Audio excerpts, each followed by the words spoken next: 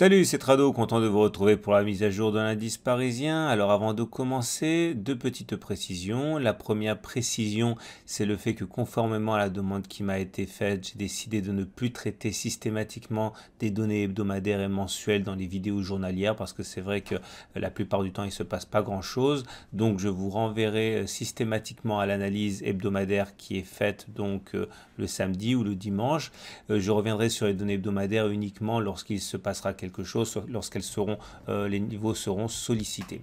Deuxième des choses, on va donc parler des fondamentaux qui ont animé la séance en ce lundi. Ces fondamentaux n'ont pas été très propices à une progression des indices, puisque d'une part, la tension monte entre les autorités chinoises et américaines, les autorités chinoises ayant décidé de ne pas donner suite aux négociations qui étaient prévues. Et d'un autre côté, on sait très bien que nous sommes face à une impasse également entre les États-Unis et le Canada pour la nouvelle mouture du NAFTA, de l'ALENA.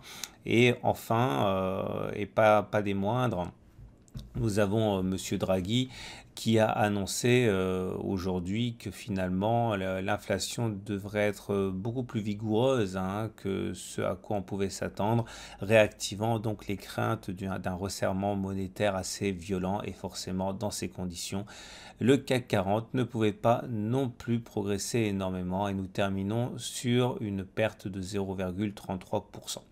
Alors le plus important graphiquement est de comprendre qu'à mesure que l'on se rapproche de la zone de résistance, ici, eh bien, on sent que les velléités haussières s'essoufflent. On peut comprendre cela puisqu'à chaque fois que l'on s'est approché de cette zone rose, et cela dure depuis juin 2018, eh bien, les reflux ont été extrêmement violents et il est donc légitime de voir les traders qui sont entrés à la hausse eh bien, quitter progressivement le navire. Et bon, ce n'est pas parce qu'il manque quelques points entre les plus hauts du jour à 5500 et la zone rose à 5506 qu'il faut penser qu'on ira nécessairement chercher le rectangle rose. Il faut savoir que c'est une zone de résistance qui peut provoquer une baisse des indices dès maintenant. En tout cas, on voit également que les bastions qui ont été conquis lundi continuent à être défendu, que ce soit l'oblique descendante verte ici ou le gap qui a été ouvert là. Tant que le gap n'est pas rebouché, on ne pourra évidemment pas parler d'un gap d'essoufflement.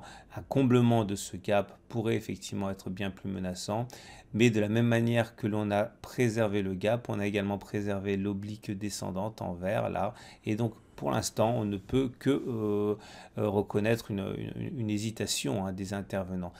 C'est également le message du chandelier japonais du jour, qui est un harami baissier.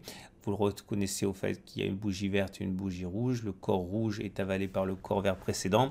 Alors, contrairement à ce que son nom indique, le harami baissier n'est pas baissier statistiquement. Il montre surtout une indétermination, une hésitation, c'est-à-dire que contrairement aux bougies que l'on a eues depuis 2 semaines, qui étaient des bougies pleines d'assurance, qui terminaient sur les plus hauts et qui invitaient à considérer une certaine vigueur le lendemain, eh bien le chandelier du jour, couplé à celui de vendredi, montre maintenant que les opérateurs hésitent davantage, ce qui est déjà un signal intéressant en soi. On passe maintenant aux indicateurs techniques. Les indicateurs techniques montrent que la tendance n'est pas établie. On voit que les variations sont très amples depuis maintenant juin et en ce sens, les Bollinger restent très éloignés l'une de l'autre, ce qui montre la volatilité importante.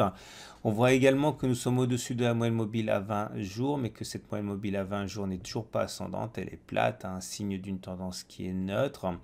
Et le croisement M7-M20 ici est intéressant à mettre en contexte avec la situation de retour à la moyenne mobile à 20 séances. Je vous rappelle que la moyenne mobile à 20 séances doit être revisitée régulièrement. On ne peut pas indéfiniment rester en apesanteur au-dessus. Regardez ici, lorsqu'on est passé au-dessus de la M20, on est régulièrement revenu chercher la M20. Et l'éloignement vis-à-vis de la moyenne mobile à 20 séances invite justement à considérer à court terme un retour sur cette moyenne mobile. D'ailleurs, le croisement haussier faible auquel on a pu assister il y a 2 séances méfiance milite en ce sens, puisque généralement, il n'y a pas de certitude, mais des statistiques uniquement, généralement, lorsqu'on assiste à un croisement haussier faible, cela donne assez rapidement une consolidation et un retour à la M20. Ça a été le cas par exemple ici avec ce croisement haussier faible. Ça a été également le cas là. Je vous rappelle qu'un croisement haussier faible se caractérise par le fait que la M7 monte, qu'elle croise la M20 qui elle-même ne monte pas. Soit elle est à plat, soit elle descend. C'est exactement ce qui s'est passé ici. Donc méfiance par rapport à ce retour à la M20 si vous envisagez d'acheter dès à présent. On regarde les autres indicateurs techniques. Ces indicateurs techniques sont haussiers. Le problème n'est pas là. Vous voyez, le momentum est au-dessus de 0, le MACD au-dessus de son signal, le RSI au-dessus de 50. Tout cela est très bien. Le problème réside dans la présence d'une double divergence baissière cachée, puisque vous voyez que le momentum a fait des plus hauts, que le RSI a fait des plus hauts également, que le MACD est en train de faire des plus hauts, mais sur le même laps de temps, nous avons les cours qui n'ont toujours pas fait de plus haut. Donc cette divergence baissière cachée est extrêmement périlleuse. Il faut le savoir si vous décidez d'acheter maintenant. Elle ne sera invalidée que si les cours également parviennent à faire un plus haut par rapport au 29 août. Ce n'est pas le cas pour l'instant. On va terminer avec l'Ichimoku comme il se doit. Et l'Ichimoku n'apporte pas grand chose puisque nous sommes toujours en tendance neutre. On le voit au fait que le nuage est à plat comme ça. On s'apprête à avoir un nouveau twist. Ça ne sera jamais que le 6e en 6 mois. 1, 2, 3, 4, 5, 6e depuis juillet en fait. Et donc en 2 mois. Et cela invite donc à considérer, jusqu'à preuve du contraire, la présence d'un trading range, c'est-à-dire un yo-yo entre des plus hauts et des plus bas, constitué ici par la résistance rose et la résistance orange. On attendra avec impatience la confrontation entre la lagging span et l'oblique descendante verte qui pourra également nous donner des indications sur ce qu'il pourrait se passer. Voilà, on regarde rapidement les données horaires pour ceux qui vont faire du trading mardi. Voilà ce que j'aurai sur mes tablettes pour la séance. Clairement, au-dessus de 5470, je vise 5495. Au-dessus de 5505, je vise 5526. En cas de cas sur des 5461, je privilégierai un retour sur 5450. Je vous souhaite une très bonne journée et je vous dis à demain pour la mise à jour.